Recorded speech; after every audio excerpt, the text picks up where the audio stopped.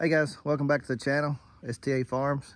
So today, what I'm going to be doing, I'm going to be doing a little bit of hay prep. So I've got to move some hay rings. I want to disc down there where we feed hay. It's where it gets muddy during the winter. It's really rough, and I was going to get my hay rings moved around. I want to get that disc up and get ready to start putting out hay, because it won't be long before we'll have to. So hang with us, and we'll see what we get done today.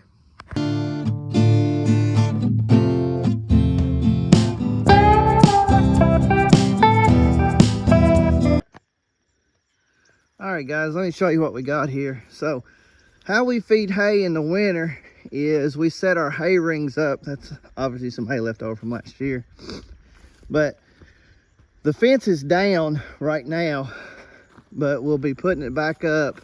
I don't know how well it's going to pick up here on camera, but basically when we get up here, I've got a fence that goes from that T-post there, and then it does a straight line over there to just before where the donkeys are standing. And then we got this T-post here, and it goes up to where just above where that one T-post is. Let's see, right there. So, and then basically there's just a lane here, and what we do, we set our hay rings up. We have one and then two, and then we put out hay and we fence it off. And we usually have enough room here to put out, I think it's around 20 rows, how we do it. It's either 16 or 20, but anyways, and then, so we'll give them access to 2 bales at a time. And then when they get those 2 bales eat, we'll open up a gate and give them to the other 2. And y'all see how we do that on future videos. We still gotta move hay and still gotta put these fences back up and everything. And we'll do videos and kind of explain more about then. So what I'm doing today is, last year, we didn't really have to have them over in here. So this isn't bad over here. But right over here, where these rings are, it is really, really rough. And that's because it stays wet during the winter and where the cattle walk and everything. It's very difficult to walk through here. It's very difficult to drive through here. So what my plan is, I'm gonna move the hay rings out of the way. And I'm gonna go back and I'm gonna hook up to the disc. And I'm gonna disc this up here so it's not as hard to walk and drive over, because we will be moving hay and going ahead and putting it out and fencing it off here in the next few weeks. So that's what I got planned to do. So y'all hang with me.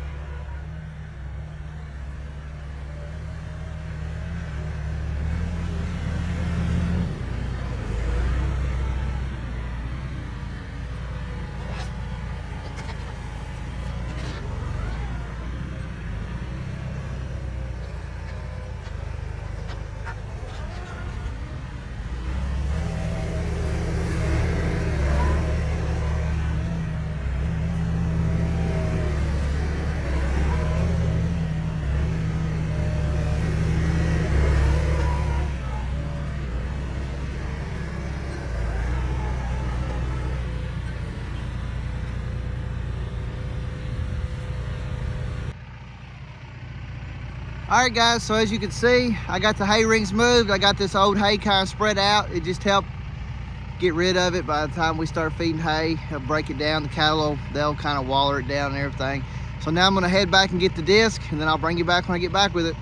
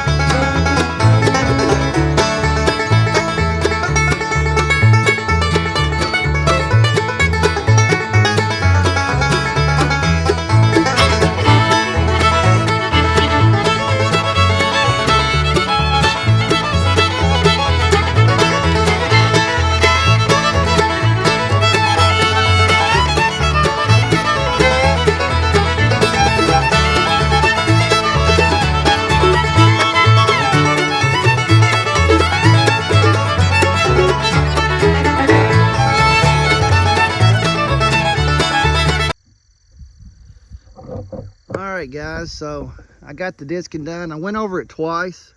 As you see, in the first time I went slower because it was so rough, and the second time I went a little bit faster.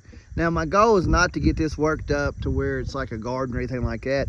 I just mainly wanted to smooth it out, but I want to leave some of the ridges and stuff like that in case, which we need rain, but in case we get a big heavy downpour, it don't wash too bad.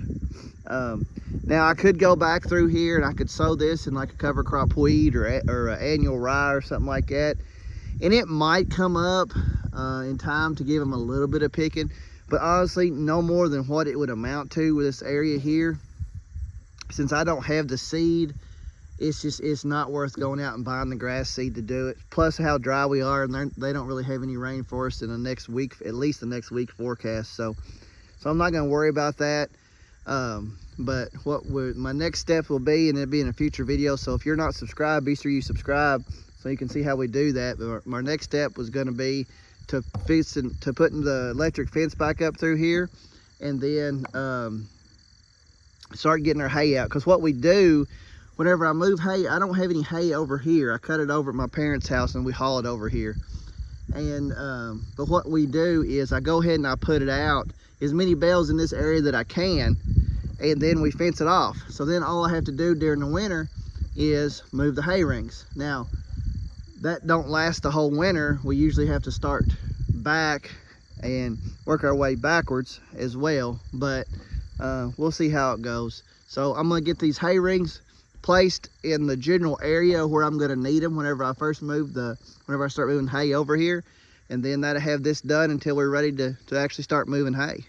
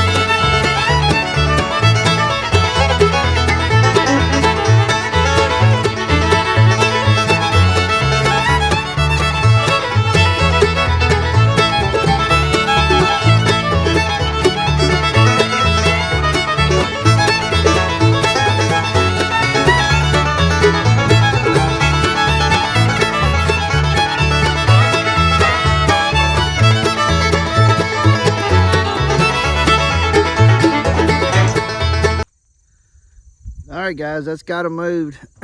I'm sure, as you could see from the video, a lot of our hay rings not in the best of shape. I need to replace some, and I might do that this year. We'll see. But got this disc up, got the hay rings moved. Now I can move them. You don't have to have a tractor to move these hay rings, but it just makes it a lot easier if you do. But you can roll them.